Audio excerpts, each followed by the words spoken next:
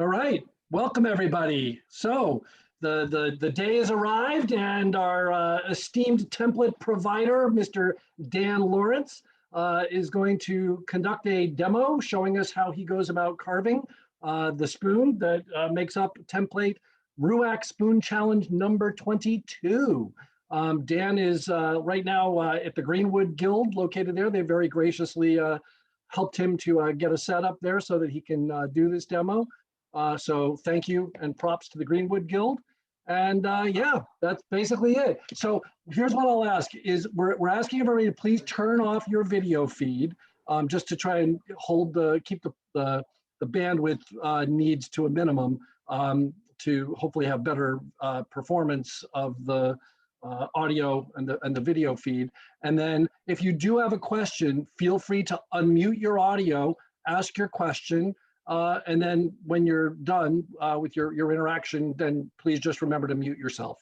And with that, I will turn it over to Mr. Dan Lawrence. Thank you, Dan.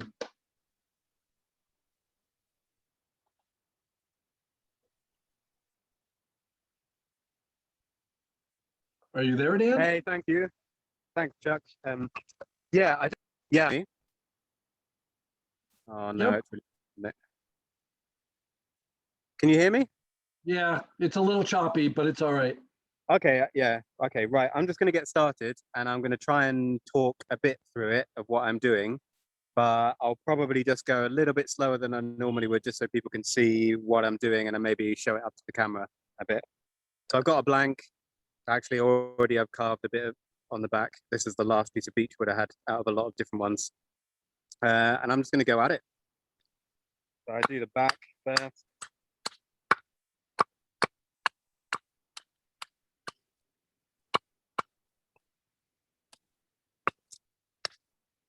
And this is probably going to turn out really shit because I'm on camera.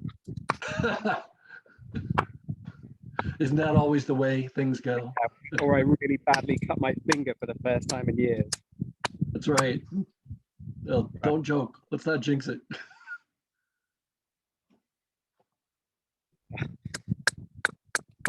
So I ironically enough, I don't use any templates. I just use my fingers for everything. And this one's already got a really nice little curve in it, which I'm going to try and use because it kind of fits really well.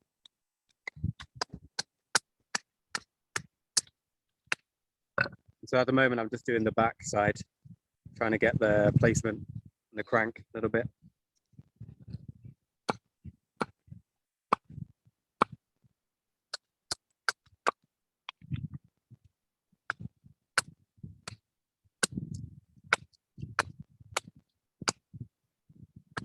For some reason, I always position my backpack right in the firing line for all the wood chips. So I end up getting wood chips always. I don't know why, it always seems to happen. It gives you a challenge, a target to shoot for. No, what it gives me, Chuck, is a lot of wood chips to clean up later. Indeed. That's what it gives me. Did you see that clip that Barn posted where and the chip flies up right into his mouth? And the fact that he's incredibly surprised. Oh, yeah, that just happened. That was awesome. Like, you could not do that if you tried. Oh, and I'm sure like he's never going to do it again. Or if he does, it won't be on film. So Dan, were you just chopping like straight down right into the meat of the bowl, and then you chop from both sides to make the crank? Is that what you were doing? Yeah, that's one way I do the crank. I actually have about 3 different ways, and depending on my mood or the blank, I'll change it. But yeah, that's probably my main way of doing it. Is I actually just, because it's already almost the exact width that I'm going to have it. It's slightly oversized. And it's already got a really nice crank in it, I think. That way. Yep. So out of curiosity, what are the other 2 ways? It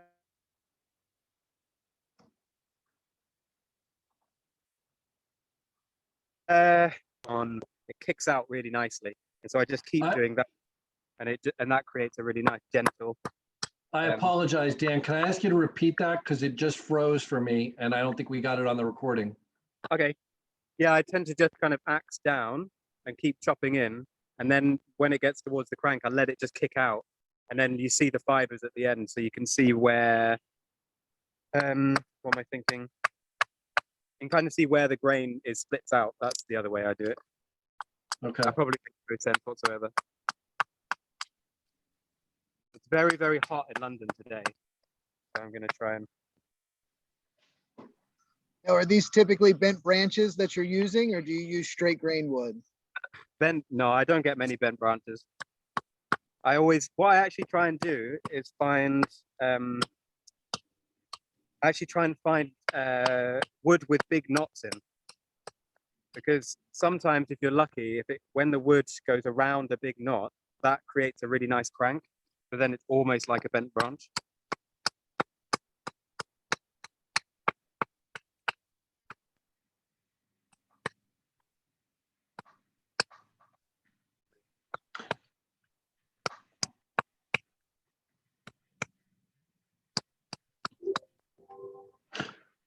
Do you ever do the stop cut trick with a pull saw? Only on really big spoons. Wow, Okay. I just saw this on the floor and I thought, wow, look at that. It's a crazy butterfly. Oh, it's just a plastic one. No.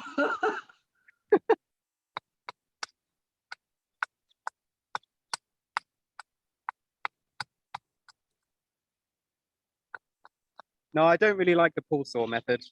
I find it a bit, I don't have much room to play with when I do that. Once you've cut that and cut that, that's it. Whereas with the axing, I can go really nice and slowly and see what I'm doing a lot more. Gotcha. And also because it's asymmetrical, I'm kind of also judging where to put things. And often when I'm doing the heel around here, I use the very heel of the axe. I find I get a lot more precise. Dan, what's your ideal crank angle, if that makes sense? Or do you go by feel? What do you mean by ideal crank angle? Can you give me an example?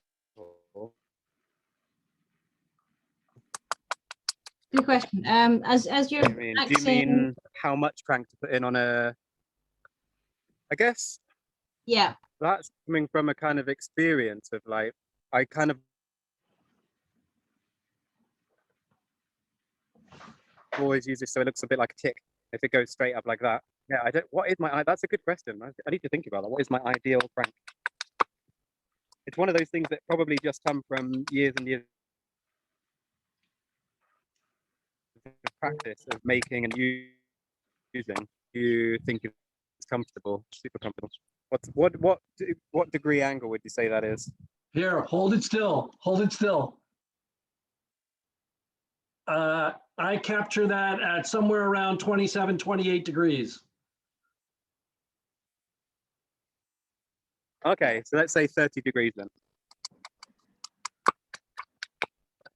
Right, I think I've already with my highly precise measuring it off of the screen method.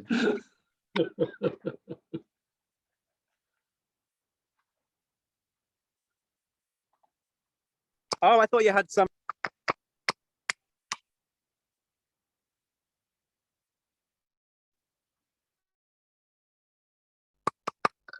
Right now.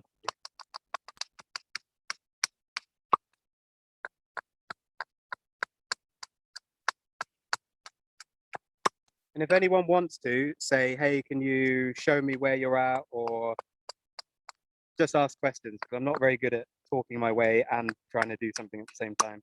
Although ironically, that is exactly what I'm doing right now.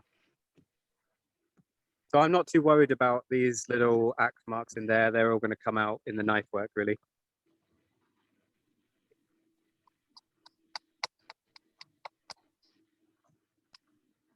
And I also tend not to worry too much about when I have these little bits. It seems like in the past, I had a tendency to want to go and clear these with the axe and really start going tap, tap, tap. Actually, one pull with a knife and that'll cut that away. So I have 150 degree angle here. But what I'm really concerned with, I don't know if you can see very well, is this shape under here. I just want to create a nice curve under here. And then the top part, I'm going to try and kind of match that with the knife. Okay. And I like having a nice thick end so I can kind of kick bits up and play around a little bit. And I tend to leave things a bit thicker so that I can play around. Hey, Dan, just because the video isn't terrifically clear, at least for me, where I have terrible internet. Yeah, no, it's pretty pixelated. Yeah, Right. so a couple of things. It looks like you're doing a half a small log, half a branch with bark up tangential. It's not a radial spoon. No, it's a radial spoon. It is a radial spoon. Yeah. Ah, But it's the pith was right here. I see. The Okay. pith was right down there. So you've got the grain running. Okay, I'm glad I asked because now Yeah. I feel stupid. No, you're that person that everyone needs at school or in any class situation. They ask the obvious question that other people want to ask. Yeah, let's hope. And then the other thing is, could you just comment when you talk about having a larger branch with a big knot, what's the orientation there, and where does the spoon relate to the? I assume the spoon curls around the bottom of that. Yeah, so sometimes what will happen is you imagine a knot being just around here. And so then you'll get a really nice grain going there. So if you think the knot coming through this way. Yeah. So you're talking about a 7 or 8 or 9 inch diameter log at that point. I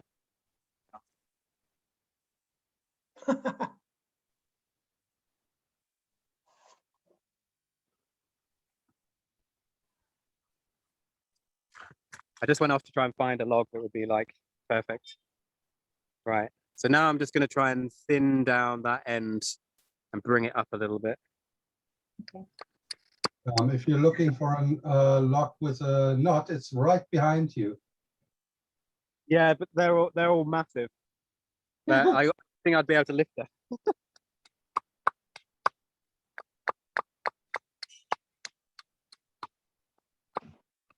So on the end, I'm already trying to curve with the axe and get a nice kind of flat curve up until.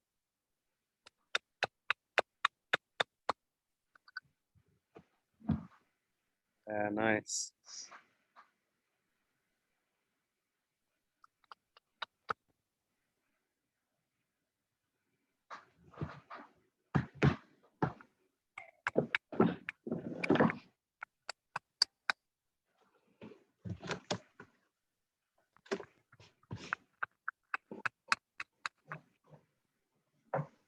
Right, I'm happy with that. That's a good kind of plank. I like to have lots of room to play with and mess it up.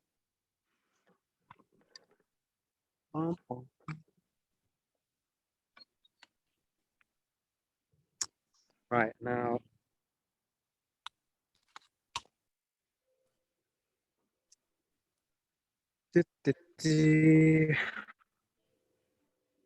Right, what do I do first? Is this a good view? Or would maybe. Yes, it is. I think it's fine. Yeah. Okay.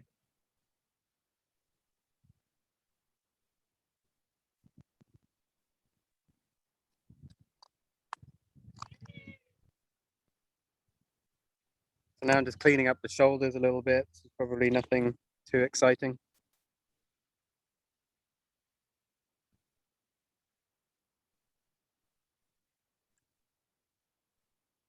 And I like to leave quite a lot of room here for figuring out the asymmetry that I've been doing of having a really tight corner here and like a looser one there. And to do that, when I'm trying to do that, instead of trying to do that with all this meat on the side, that's where I can come along and I can kind of clear. Yeah, that transition on the back of the bowl into the neck.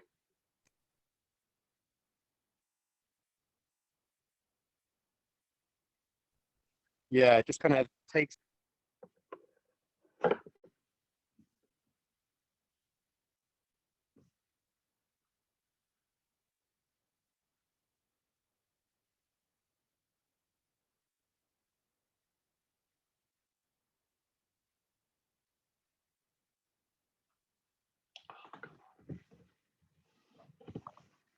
Gosh, it's actually because I on my own.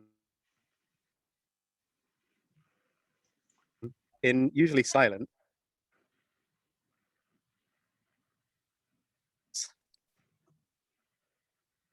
But now what I take lines, springs, I would start here by blocking in really big lines instead of trying to put in big like curves first. I just kind of start blocking in that asymmetrical shape.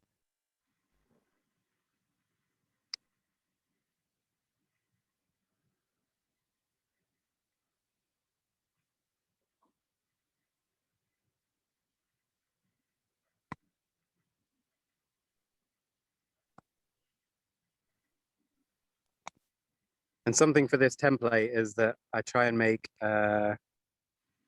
this side, the kind of outer side, I make the cut here higher up than the other side. Does that make sense? Say that again. So the outside, like this side, I tend to make the cut in here higher up than this side. Ah, okay. And that begins the asymmetry on the shoulders. Gotcha.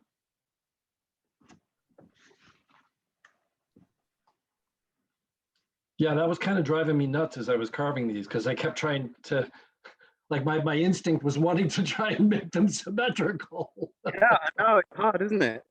Yeah, It's kind of, you're thinking, oh, now I've made it off. It's not working.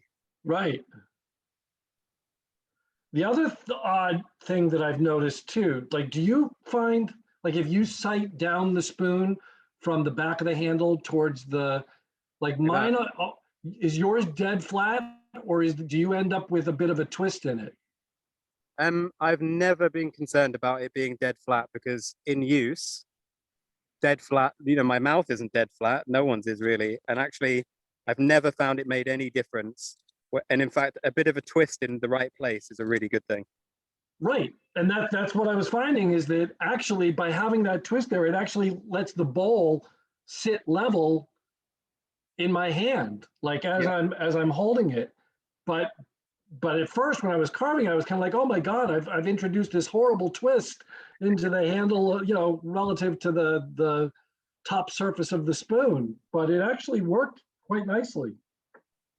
Something that I tend to do instead of worrying, like this has already got a twist in it, is that once I kind of hollow out the bowl a bit and I'm feeling it, it doesn't make any difference at all. So I'm not concerned about if it's flat. I'm just concerned about, is it comfortable in the hand and is it comfortable in the mouth?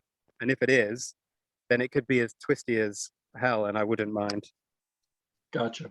But now I am actually just trying to clean up the top surface a little bit, just so I can kind of start creating that the big facet. Also, how much depth do you typically go for at like the back of the bowl when you hollow? I mean, I'm asking this out of sequence, I suppose. I should wait till you get to hollowing. Yes, you should, Chuck. Terrible. I will. Do you mean what kind of depth? So once again, I just use my mouth, and if my top lip has to drop down, then it's too much. But I find if I put it far enough back, then that shouldn't happen.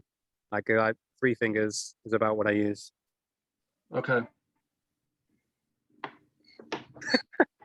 Can you hear that? No. You can't hear the donkey. No. Just for a little second. Right.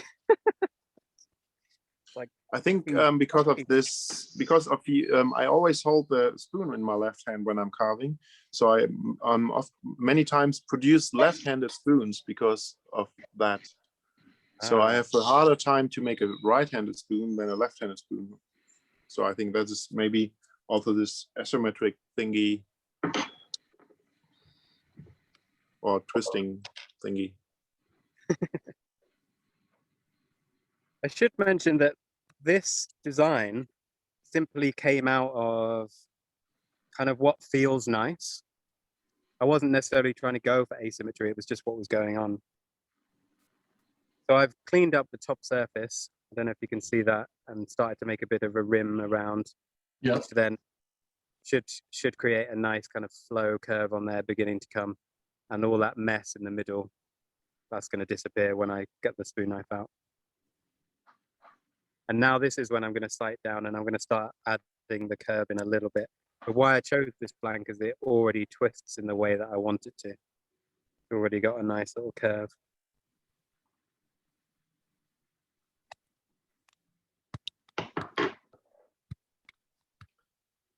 The one thing that I noticed is for my, like in my spoons in comparison, when I hold my rim parallel to your rim, you have a lot more crank in your spoons than the ones I've done so far.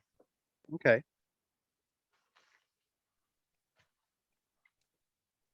And so I don't know whether, but then again, I'm comparing the whale, that blue spoon. Yeah. And it seems to match your template curve actually pretty closely. Because yeah, sometimes, particularly with the beach, like this one already had a little bit of a curve in it anyway. Right, so you're following that. Yeah, and then I'm just accentuating it kind of enough. And also, I think I'm consistently inconsistent. Yeah. That's how I describe myself.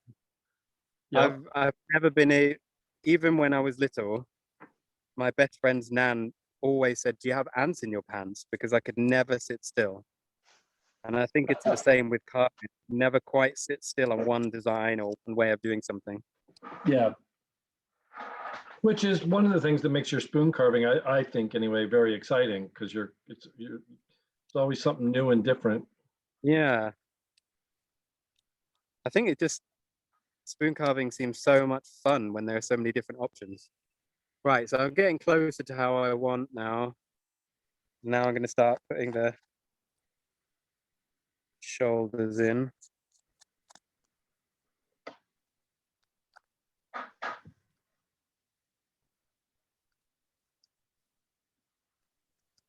I'm curious whether your ambidexterity comes naturally, or did you practice that a lot because you wanted to be able to use both hands? Good question. So it probably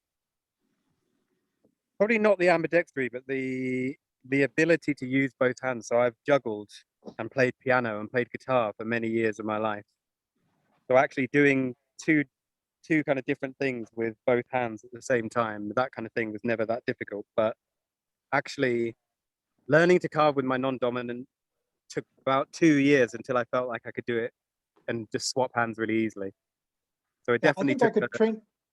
I imagine I could train myself to carve, but I think I'd spend 6 months taking a little box of crayons in place of the knife to do all those hand switches, so that the rescue squad didn't come on the third or fourth hand switch.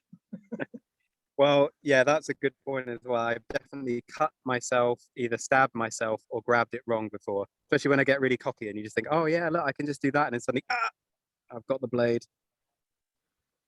So I don't know if you can see, I'm now adding, can you see the curve already? It's sort of already like it's kind of going, hey, come this way. Yeah.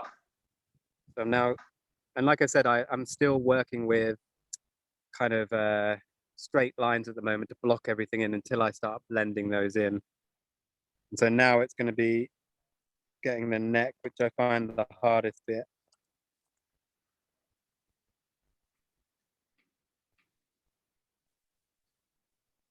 And something I find with doing the neck is that I used to have the knife so it was like this. But if I try and actually keep it as straight as possible when I'm trying to do a tight curve, and just that seems to make tighter curves a bit easier.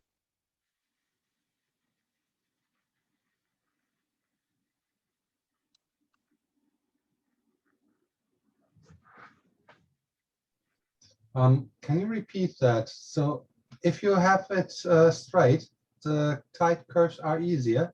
Did I get that right? Yeah, so when I've got, normally I would carve like this, obviously, because you want it slicey. but then I find then the blade hits at the bottom before it hits the top.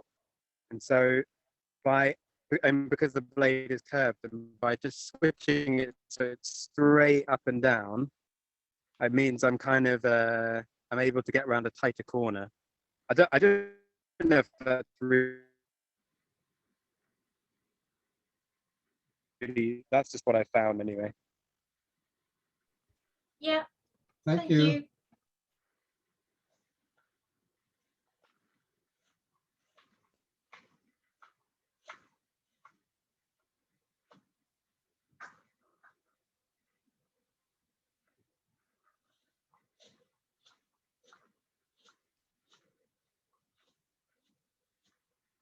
Right. And this is the bit I always find was probably quite boring to watch, is me fiddling around with trying to get the neck just how I like it.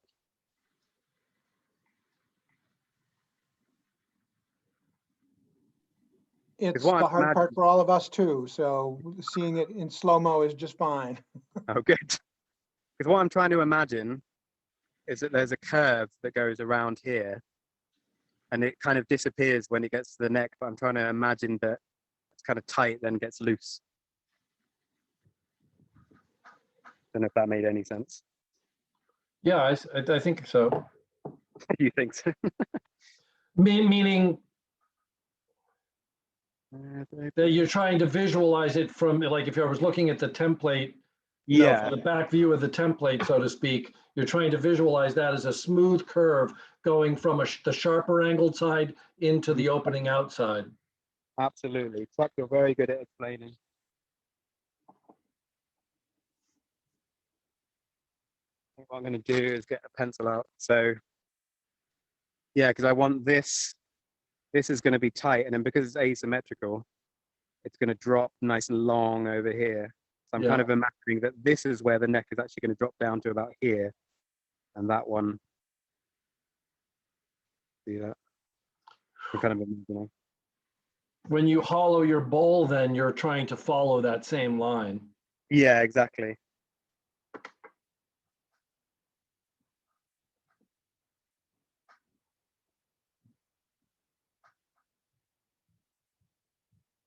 And actually, funnily enough, it seems quite natural.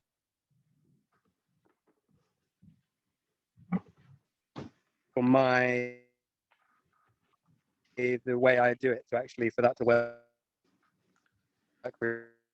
So Dan, I'm seeing messages, a lot of messages. Really well. In the last few minutes, I'm seeing a lot of messages that your bandwidth And I'm is still low. keeping everything kind of smaller lines until I blend all the curves in until I'm really happy. So I need to ask a question. Is everybody else seeing? I think, did we just lose Dan? yeah. Yeah, I think he needs to shift location. Yeah, Chuck, I think that's a good idea. I don't think we're getting as much out of this as we could. Yeah, I agree. I think it's just too choppy. Shall If I he- flat? yeah, I think so. If you're still willing to do that, Dan, I think that would make a big difference. Yeah, if you guys are willing to hang around for 10 minutes until I get back to the flat. Yeah, let's do that because you just dropped out and Yeah. it's been real choppy. So Do you have enough to carve at the flat? Do you need to make another blank while you're still at the axe block? Yeah, I'd love to see it from another blank.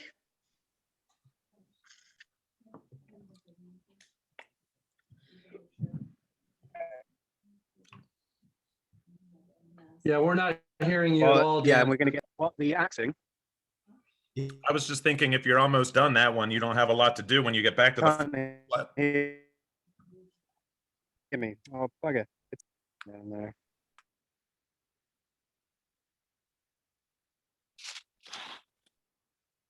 Yeah, I think it's just cutting out.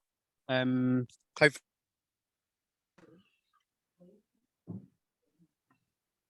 you can hear me now. I will go back to the flats. So give me 10 minutes. Okay. And we Dan. were wondering if you could come with a new blank as well. so we could see some of the earlier steps a little more clearly. Okay, I'll go grab a piece of wood then. And you mean like from the earlier stages doing the axe work? Yeah, right from the point right after you complete the okay. axe work, starting from there again, because it was chopping out quite a bit throughout that. Yeah. So if Yeah, you need yeah, more I time, if can you do need that. more time, we Okay, could I'll go do that. Well, give me about.